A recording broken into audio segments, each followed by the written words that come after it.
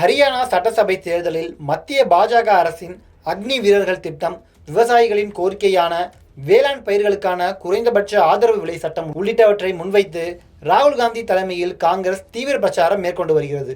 இதனால் அக்னி வீரர்களுக்கு 5 ஆண்டுகால பணிக்கு பின்னரும் ஓய்வூதியம் வழங்கப்படுகிறது என மத்திய அமைச்சர் அமித்ஷா விளக்கம் அளித்துள்ளார். ஹரியானாவில் அக்டோபர் 5ஆம் தேதி 90 தொகுதிகளிலும் ஒரே கட்டமாக தேர்தல் நடைபெற உள்ளது.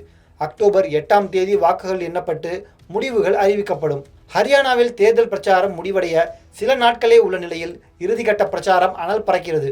காங்கிரஸை பொறுத்தவரையில் விவசாயிகளின் கோரிக்கையான வேளாண் பயிர்களுக்கு குறைந்தபட்ச ஆதரவு விலையை உறுதி செய்யும் சட்டத்தை மத்திய பாஜக அரசு கொண்டு வரவில்லை.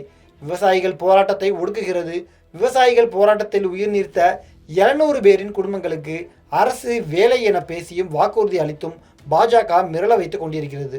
அத்துடன் அக்னி வீரர்கள் திட்டத்தையும் காங்கிரஸ் கடுமையாக விமர்சித்து வருகிறது.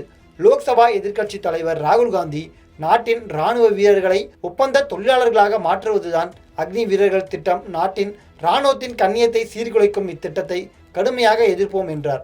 ஹரியானா தேர்தல் களத்தில் ஏற்கனவே ஆளும் பாஜக மீது கடும் அதிருப்தி அலை இருக்கிறது.